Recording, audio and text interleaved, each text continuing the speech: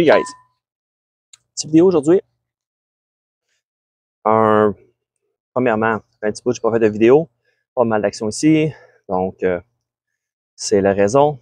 Les travaux, vacances, occupés. Fait on fait ça sur nos temps libres. Donc, on continue les bonsaïs. Les vidéos prennent un petit peu plus de temps, donc des fois, il faut les mettre de côté. Donc, désolé.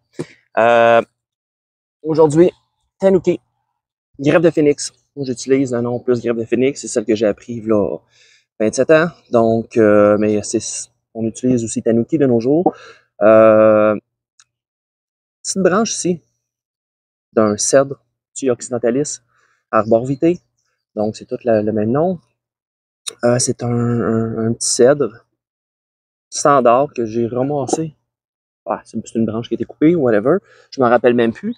Elle traînait dans mes bonsaïs. C'est mon chien, justement, ce matin. J'arrose mes bonsaïs, justement. Je passe là-dedans. Mon chien a laissé ça dans mes bonsaïs par terre. Donc, je m'accroche dedans, tasse ça de côté, continue à arroser mes petits cèdres. Puis là, je vois ça, je fais comme, 1 + 1 = 2. Donc, une belle branche avec une belle petite forme. On voit quand même avec déjà un trou ici à l'intérieur. Donc, on va mixer ça. On va faire un petit greffe de phénix avec les petits tuyaux. J'en ai plein. Donc, j'en ai plein. J'en ai ici. Je fais pas juste du bonsaï. J'ai justement des arbres pour du paysagement, des choses comme ça. Ça va bien quand j'ai à faire des choses. J'ai un package ici pour mes chevaux. Donc, j'ai changé un peu le package cette année. Au printemps, je plante des petits tuyaux miniatures. Cloc, cloc, cloc. Plante ça. Ça fait une belle petite haie. Ça coûte 0. Donc, c'est un peu la raison. Quand je fais un peu de paysagement, je ramasse des arbres. Ça me coûte rien. Donc, je peux prendre ça, je multiplie, pouf, pouf, je mets ça en place, puis ça coûte absolument rien. En plus, j'ai le substrat directement pour mes plantes. C'est directement, justement, de la belle terre, justement, qui provient de mes chevaux. Un beau compost mélangé avec du copeau de bois, ouais, du copeau de bois de la ripe qu'on achète, en fait. Fait que c'est tout mixé, ça fait quasiment comme du paillis. Fait que, ça ressemble à ça. Bref, on revient à notre bonsaï. Donc, mon but, c'est ça. J'ai coupé les petits bouts ici. Il était un peu plus long. Mon but, c'est de le faire rentrer dans le pot. Donc, on va planter ça. J'ai amené quelques arbres, mais je ne vais pas les utiliser au complet. Je vais voir qu'est-ce que j'utilise. On voit au feeling un petit peu. Donc, on va mixer ça ensemble. On va faire des encoches dans le bois ici. Ici, il y a déjà un bout, mais il faut que je le continue pour que, exemple, mon arbre principal, la branche, elle puisse aller jusqu'au fond. Que les racines se rendent au fond. Donc, je vais utiliser pendant mon petit dramel ici. Ensuite, ce que je vais faire, je vais écorcer aussi. Donc, j'enlève l'écorce ici. C'est toujours l'endroit ici que ça pourrit. L'eau rentre entre les deux, puis ça fait pourrir le bois.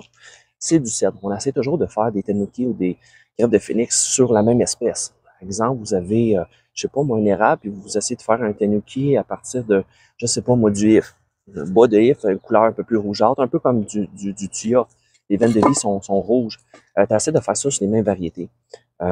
C'est plus naturel. Donc, c'est ça. Ça, c'est. Puis même quand c'est bien pris, c'est quoi la différence?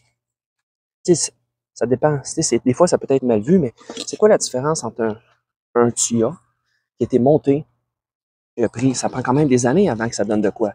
Je mets ça à l'intérieur de la petite fente, je mets ça naturel. Là, tu as un arbre qui est quand même d'une bonne grosseur. Un tout petit arbre, une bonne grosseur. Ça va te prendre une couple d'années avant d'avoir vraiment un beau résultat. Mais ton résultat, il est vraiment naturel. C'est un arbre avec plusieurs arbres dessus sur une base qui est morte. Mais en bout de ligne, si tu vas chercher un arbre de cette grosseur-là, que tu tailles, puis que tu vas faire des sherry ou des gins, puis que tu as la moitié de l'arbre qui est mort aussi, ça revient un peu la même chose. Donc, c'est pas mal la même affaire, puis ça prend du temps quand même quand tu fais ça correctement. Tu sais, c'est sûr, je prends ça, je mets ça dedans, puis pif paf, merci, bonsoir. Ça n'a pas l'air naturel. On le voit à l'œil. C'est une photo de loin, on s'en rend pas compte, mais quand tu regardes comme il faut, ça prend du temps avant que le résultat soit vraiment naturel. Donc, on va travailler ça. On va, ce que je vais faire, un coup qui va être nettoyé, gratté. Je vais probablement faire ça justement en accéléré pour vous autres. Ça va être trop long. Vous allez voir vite, vite. Ça va être plus agréable pour vous, la lecture. Déjà que mes explications, c'est un petit peu long. Ce que je vais faire un coup, c'est nettoyer. Un coup, c'est encaver avec mon petit dramel.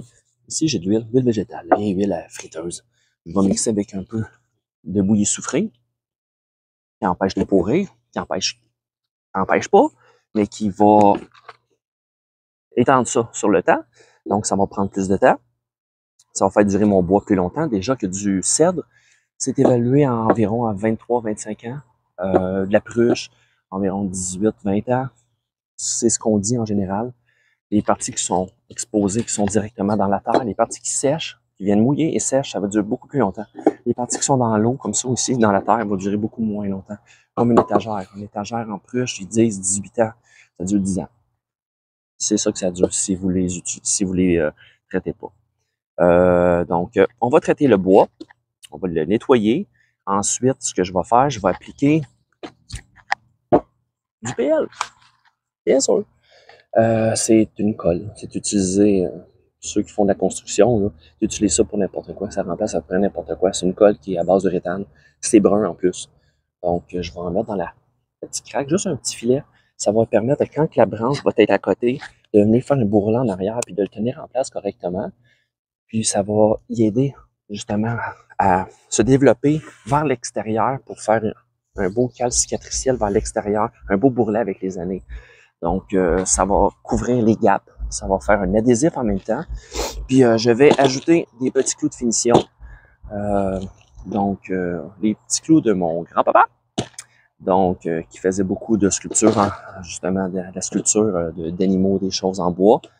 Donc, je vais utiliser ces petits clous-là, qui va amener un gros plus pour moi personnellement, justement dans mes petits bonsaïs. Donc, c'est des mini clous. Je ne sais même pas si ça se vend encore.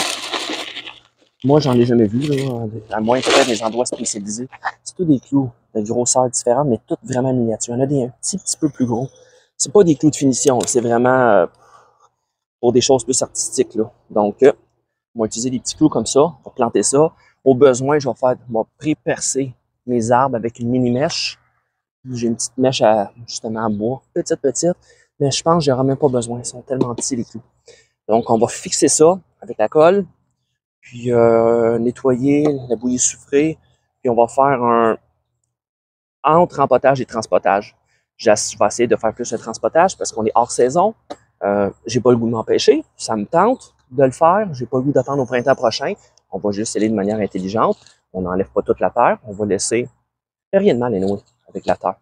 Donc, on va laisser ça avec la terre. On va en enlever un petit peu. On va peut-être faire un fond plus drainant. Donc, ça va permettre à drainer un petit peu mieux. Puis, ça ressemble pas mal à ça. Par ça, je pense que c'est pas mal tout. Après ça, je vais voir la petite formation.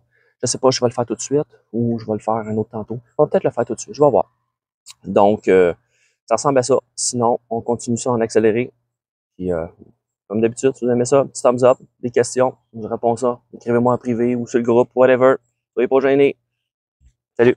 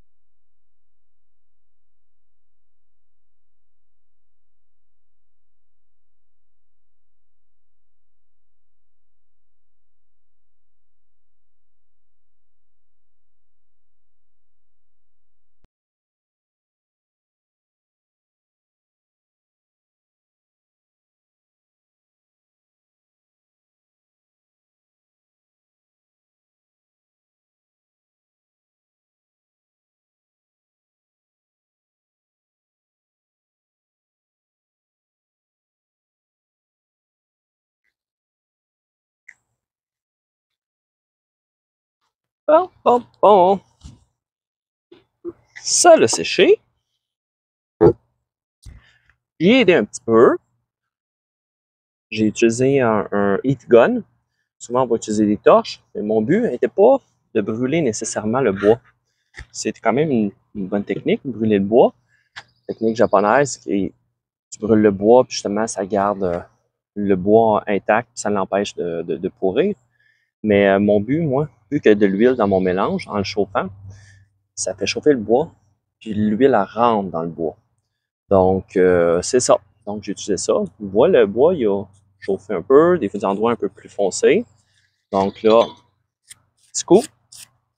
On va passer un petit coup de petite laine d'acier.